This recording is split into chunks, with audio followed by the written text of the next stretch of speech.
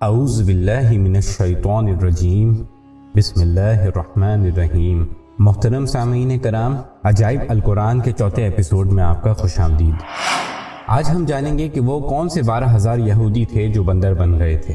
روایت میں آتا ہے کہ حضرت داؤد علیہ السلام کی قوم کے 70,000 آدمی عقبہ کے پاس سمندر کے کنارے ایلا نامی گاؤں میں رہتے تھے، اور یہ لوگ بڑی فراخی اور خوشحالی کی زندگی بسر کرتے تھے۔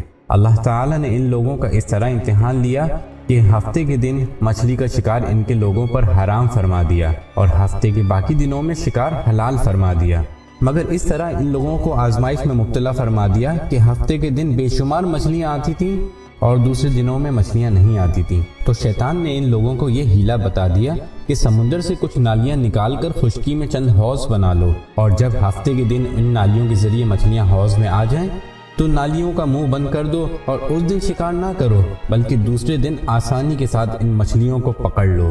ان لوگوں کو یہ شیطانی ہیلا بازی پسند آ گئی، اور ان لوگوں نے یہ نہیں سوچا کہ جب مچھلیاں نالیوں میں اور حوض میں مقید ہو جائیں گی تو یہی ان کا شکار ہو گیا، اور ہفتے ہی کے دن شکار کرنا پایا گیا جو ان لوگوں کے لیے حرام تھا۔ اس موقع پر ان یہودیوں کے 3 گروہ ہو گئے۔ کچھ لوگ ایسے تھے جو شکار کے اس شیطانی ہیلا سے منع کرتے رہے اور ناراض و بیزار ہو کر شکار سے باز رہے، اور کچھ لوگ اس کام کو دل سے برا جان کر خاموش رہے، دوسرے کو منع نہ کرتے تھے بلکہ منع کرنے والوں سے یہ کہتے تھے کہ تم لوگ ایسی قوم کو کیوں نصیحت کرتے ہو جنہیں اللہ تعالیٰ ہلاک کرنے والا یا سخت سزا دینے والا ہے۔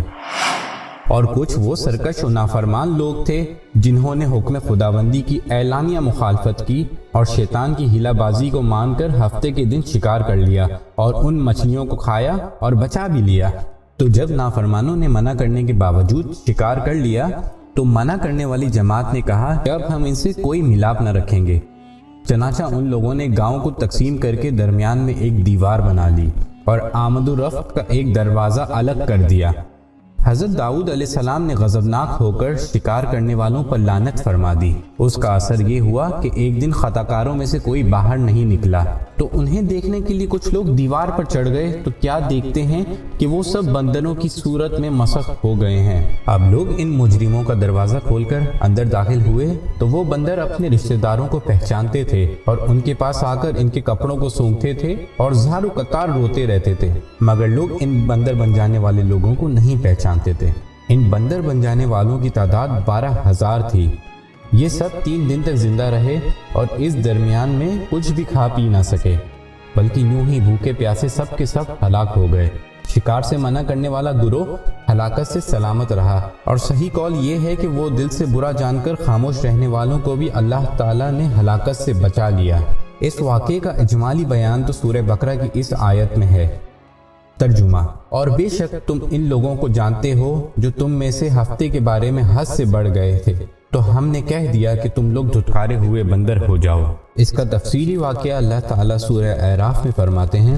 ترجمہ: اے رسول، ان یہود سے حال پوچھو اس بستی کا جو دریا کے کنارے تھی، جب وہ ہفتے کے بارے میں حد سے بڑھے، جب ہفتے کے دن ان کی مچھلیاں پانی پر تیرتی ہوئی ان کے سامنے آئیں اور جو دن ہفتے کا نہ ہوتا تو نہ آئیں۔ اسی طرح ہم ان کو آزمائش میں ڈالتے تھے ان کی نافرمانی کے سبب سے، اور جب ان میں سے ایک گروہ نے کہا کہ کیوں نصیحت کرتے ہو ان لوگوں کو جنہیں اللہ تعالیٰ ہلاک کرنے والا یا انہیں سخت عذاب دینے والا ہے، تو وہ لوگ بولے کہ تمہارے رب کے حضور عذر کرنے کے لیے اور اس لیے بھی شاید یہ ڈر جائیں۔ پھر جب بھلا بیٹھے جو نصیحت انہیں کی ہوئی تھی تو ہم نے ان لوگوں کو بچا لیا جو برائی سے منع کرتے تھے، اور ظالموں کو بڑے عذاب میں گرفتار کر لیا ان کی نافرمانیوں کا بدلہ دینے کے لیے۔ پھر جب انہوں نے ممانعت کے حکم سے سرکشی کی تو ہم نے فرما دیا کہ تم لوگ دھتکارے ہوئے بندر ہو جاؤ۔ یہ بڑی غور طلب بات ہے کہ کیا ہم اپنے روزمرہ کے معاملات میں اللہ کے حکم کی پاسداری کر رہے ہوتے ہیں؟ یہاں درس ہدایت یہ ملتا ہے کہ شیطانی ہیلا بازیوں میں پڑھ کر اللہ تعالیٰ کے حکم کی نافرمانیوں کا انجام کتنا برا اور کس قدر خطرناک ہوتا ہے، اور خدا کے نبی جن بد نصیبوں پر لعنت فرما دیں وہ کیسے ہولناک عذاب الہی میں گرفتار ہو کر دنیا سے نیست و نابود ہو جاتا ہے۔ اصحاب ایلا کے اس دل ہلا دینے والے واقعے میں ہر مسلمان کے لیے بڑی عبرت اور نصیحت کا سامان ہے۔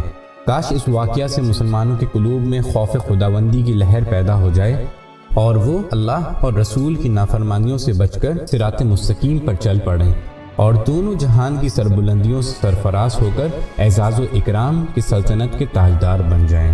ہمارے اگلے ایپیسوڈ میں ہم جانیں گے کہ وہ کون سی ایسی گائے تھی جو کہ دنیا کی قیمتی ترین گائے قرار دی گئی۔ تب تک ہمیں اجازت دیجیے۔ السلام علیکم ورحمۃ اللہ وبرکاتہ۔